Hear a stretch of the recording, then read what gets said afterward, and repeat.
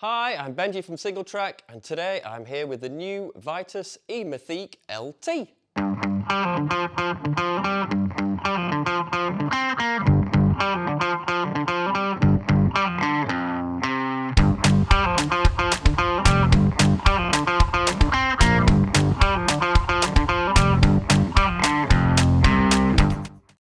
So what is this new bike? Well, in a nutshell, it's a brand new full power e-bike from Vitus with 160mm of rear travel, 170mm fork up front, alloy frame, mixed wheels, so that's 29 at the front, 27 at the back, and it comes with a Bafang M510 motor.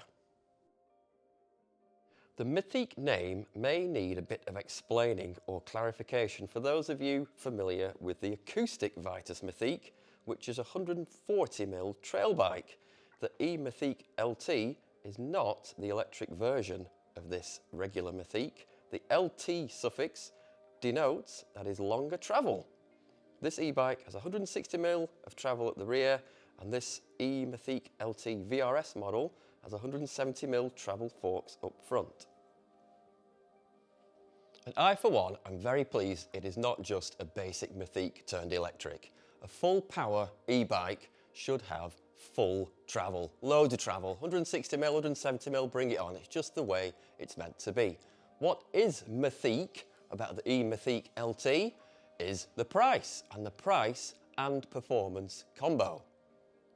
It's an entry-level e-bike, clearly, but it's also an entry-level e-bike that can be taken to proper mountain bike terrain. There are 3 models in the E-Mythique LT range. There's the VR for $3,299, the VRS for $3,899, and the range-topping VRX for $4,399. You can see the full specs of all those bikes on the story on our website. See the link in the description below. So what about the existing Vitus E-Mythique range that has a similar amount of travel, 160mm kind of enduro e-bikes? Well, those are still going to be around, but those are the bikes that are paired with the bigger mainstream brands and the bigger motors.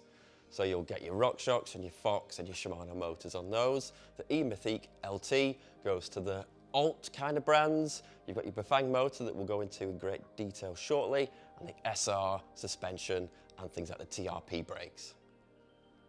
What's the remit of this new E-Mythique LT then? Well, it's steep stuff.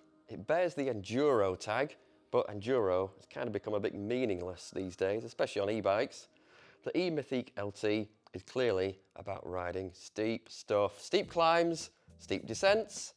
Of course, it can happily meander along any old mild terrain. All mountain bikes can do that, but its raison d'etre is technical terrain and repeat runs of the fun stuff. The oft-mentioned power hour hot laps of your friendly neighbourhood woodland mess-about spot. With any e-bike, the thing we all talk about first and foremost, understandably, is the motor, quickly followed by the battery, specifically what size battery does it have. So yes, the big news here is that Vitus have gone with Bafang for these bikes. We haven't seen much Bafang stuff on mainstream bikes before, but I think that's about to change. Bafang have been around for as long as anyone in the e-bike game, and the E-Mythique LT models all use their M510 drive unit paired to their own battery. Vital stats time. The Bafang M510 kicks out a top Newton meters torque of 95 Newton meters with a peak power watts of 550. In like colloquial terms, that's like often expressed as 400% of whatever you put in, like 4 times you. The battery has 630 watt-hours capacity. It can be charged in the bike in situ or removed and charged externally. You'll need the key to remove the battery from the bike to do that. I'll go into the power delivery of the motor shortly. Onto the user interface, the controls, the buttons and the display type stuff basically. Now this has always been, when I've had a Bafang bike, the weak link in the system. Used to get controls near the grip that would get in the way of your brake levers and not play nicely with dropper remote levers, and the screens kind of look like the original Mark I monochrome Game Boy displays. Not good. Vitus clearly spotted these problems and have worked with Bafang to really improve things massively. The bar remote near the grip is a simple but effective 3-button affair. An up button for more power, down button for less power, and the third smaller button at the middle side is the on-off button. And whilst it's on, it also acts as the info scrolling button for the display next to the stem that cycles through your various stats, range, cadence, trip distance, etc. And this remote near the grip, hooray, plays nicely with brake clamps of any flavour and normal shifter style dropper post lever remotes. The display itself is actually one of the best e-bike displays I've seen so far. It's a good size, it's not too small, not too big. It is colour, but it's not a mess of colours. It's actually a real Goldilocks style display. And kudos to Bafang and Vitus, whoever made it happen, but we have battery power as a percentage rather than blocks that you don't really know what's going on. I mean, who has their phone set to be a decreasing bar picture? No one does. We have percentage because that's what we need to know. Hooray! The display shows you what mode you're in. There's 5 modes in total: Eco, Eco Plus, Trail, Boost and Race. Now I've already mentioned the vital stats of the Bafang M510 motor: 95 Newton meters of torque, 550 watts of peak power, 400% of U and all that type of stuff. But as is often the case when pontificating on about e-bikes, numbers don't tell the whole story, which is a bit of a cliche, but it is true. How that power is delivered and when it is delivered is absolutely vital to the ride experience of these things, and it's that which gives each motor its particular characteristics when you're actually riding the things. For once, for a motor manufacturer, Bafang are pleasingly transparent about how the power assistance is delivered. They have graphs and everything. Again, check out the store on the website if you want to pore over the numbers at your leisure, geek-styly. Fundamentally, the absolute maximum assistance, that 95 Newton meters and 550 watts, is only accessible when you're in the race mode setting. The same 550 watts of peak power is acceptable in the mode down, the boost mode, but it comes in a bit later. And the top torque of the boost mode is 85 Newton meters rather than 95. Now, those of you who've ridden e-bikes for a while know that while all these top power ultimate settings get all the headlines like 95 newtons, 85 and 500 and whatever watts of power, you don't use them very often. When you're in top power mode, it's maybe for your power hour blasts.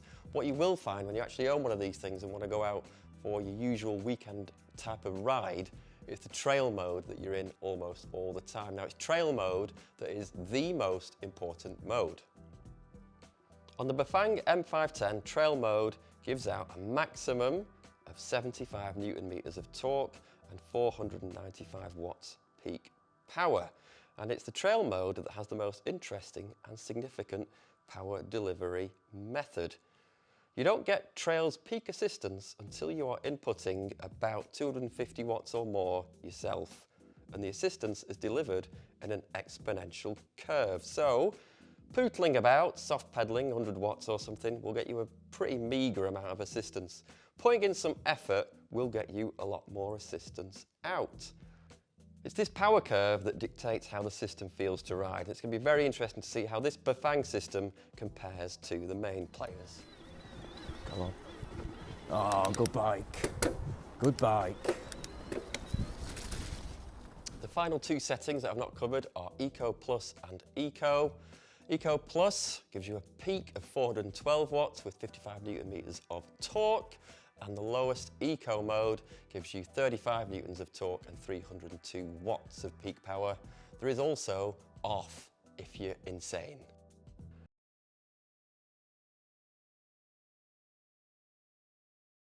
Watts and pricing and stuff. What does the frame have? Well, it doesn't have a flip chip. It doesn't have through the headset cabling, it doesn't have any carbon, and it doesn't have accessory bolts under the top tube. Whatever. But what does it have? Simple, internally routed cabling, bottle bosses on the down tube, a down tube protector, a sump guard, a motor cover, which is another thing that Vitus badgered Bafang to actually produce, plenty of dropper seat post insertion. This large we have here, you can fit a 210 in there as a future upgrade, only comes with a 170 as it is. And it's generally a really sorted out bike. Okay, onto some suspension geekery. The leverage progression is 27%, which if you don't know percentages, which is fine, that just means it's really progressive. The leverage force begins really high, and that means it's really easy to get that shock moving, combined with a trunnion mount, really low breakaway force, and it ramps up quite quickly, quite high. So there's loads of support in the mid-stroke, and you're not going to bottom the whole thing out just by jumping it off a curb. It will deal with big old stuff, big landings really well. And should you want to put a coil on there in future, it's perfectly ready to accept one. Anti-squat, which basically is the force that copes with pedal bob, the anti-squat never really goes over 100%, which essentially means the rear suspension stays supple and tractiony no matter what you're doing with the pedals. It's an e-bike, so it's not overly concerned with ultimate pedal bob efficiency. This system prioritises grip, traction and comfort. Onto the geometry. Well, starting front to back, head angle 63.5, seat angle 77.5, bottom bracket is 26mm BB drop. The reach on this large is 476. The chainstay is a 445mm, and the seat tube, quite dinky, nice, loads of insertion. Even on this large, it's only 440mm tall. How has Vitus hit this impressive price point? It's a combination of a canny choice of alt brands and own brand stuff. They're alt brands like Bafang, Suntour, TRP, Vitus, own brands from Vitus, Nukeproof and Brand X. The two big brands here are SRAM for the drivetrain and WTB for the wheels. In terms of spec, this bike doesn't have any surprises, disappointments or restrictions to it. There's nothing on this bike that you're going to want to change after a couple of rides or you're going to have to need to replace because it's holding you back. Everything on here can do the job and do it really well. And what's more, this bike has oodles of upgrade potential. This bike you can have for a while, a few years, and replace bits and bobs as you go, save up for some fancy forks or something like that, but you don't have to. This bike could be with you for a long time. Right, let's do my best to reel off the spec. It's almost all highlights, so let's try not to miss anything out. We've got sticky V tyres, we've got SRAM NX genuinely wide range Eagle drivetrain.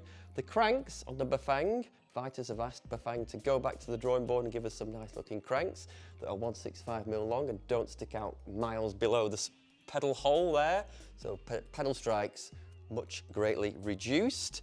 Brand X 170mm dropper post, Nukeproof saddle, RockShox Deluxe Select R rear shock, battery cover, down tube protector, Nukeproof headset, Nukeproof stem, good length, Nukeproof bars, good width, Nukeproof grips, actually nice and comfortable. Finishing it off, SR Suntour Duralux 36 with a mudguard. Bespoke mudguard that isn't attached with zip ties. It's got 4 bolts holding it on there. Removable for when, as if you'll ever remove it, but you can remove it if you want, but it's there, ready to hit the dirt. So there we have it, the new Vitus E-Mythique LT, available to order right now, vitusbikes.com if you want to read more about it, all the spec charts, geometry, the graphs, all that sort of thing. We've got a pretty in-depth story on our website right now. That's all from me. I'll see you next time. Head over to singletrackworld.com. Goodbye.